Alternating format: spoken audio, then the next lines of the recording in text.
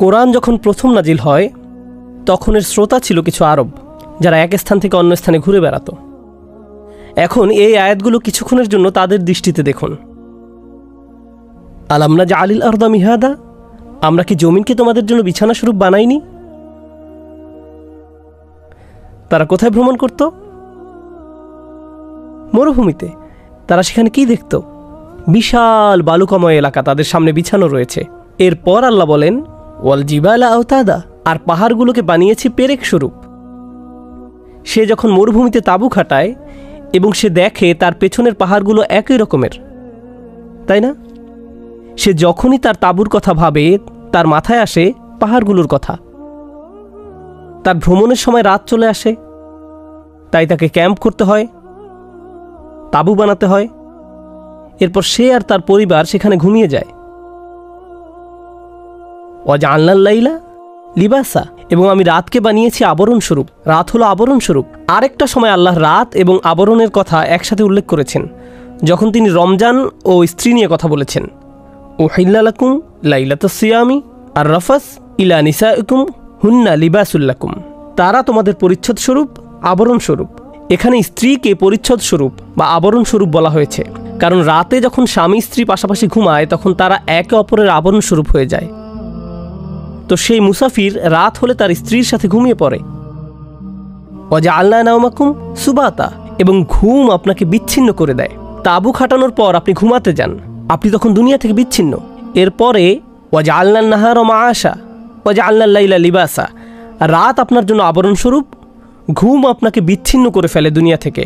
ওয়াজআলনাল লাইলা লিবাসা ওয়াজআলনান নাহারা মাআশা। তো সকালে ওই মুসাফির তাঁবু থেকে বের হয়ে আসে, সে এখন প্রস্তুত হয় বের হওয়ার জন্য, এবং সে মরুভূমিতে বেরিয়ে পড়ে। আর তার সামনে এখন অসীম আকাশ। আগের শতাব্দীতে যারা চাইনিজ রেল রোড তৈরি করতে কাজ করত তারা বলতো টেক্সাসের আকাশ অনেক বড়। এই কথাটা বেশ প্রচলিত ছিল যে টেক্সাসের আকাশ বড়। আমি এই কথাটার সাথে দ্বিমত পোষণ করি। আমার মতে মরুভূমির আকাশ বড়, আমার মতে মরুভূমির আকাশই বড়। ওয়াবানাইনা ফাওকাকুম সাবআন শিদাদা, আমি নির্মাণ করেছি তোমাদের মাথার উপর মজবুত শক্ত আকাশ।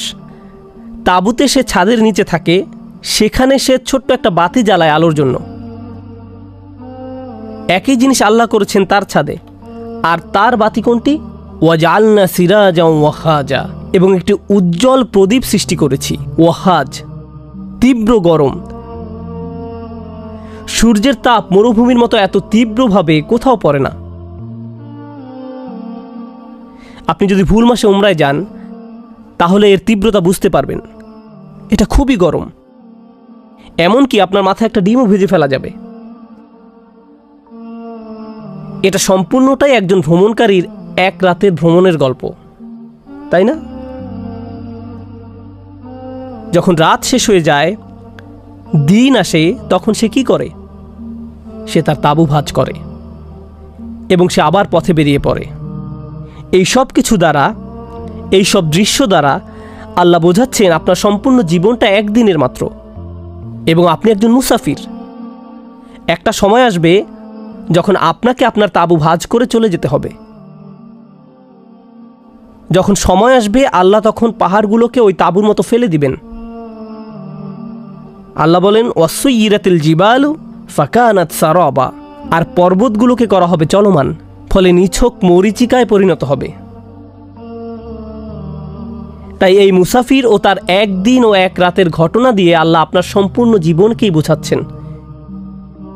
এজন্য কোরআনের অন্য স্থানে আল্লাহ বলছেন ইল্লা বিস্তুম ইল্লা ইয়াওমান, তোমরা মাত্র একদিন অবস্থান করছিলে, আমরা এখানে মাত্র একদিন ছিলাম। এই সকল আয়াত তারই প্রমাণ দেয়। আমাদের সম্পূর্ণ জীবনটা মাত্র একদিনের, আমাদের সম্পূর্ণ জীবনটা মাত্র একদিনের। সুবহানাল্লাহ।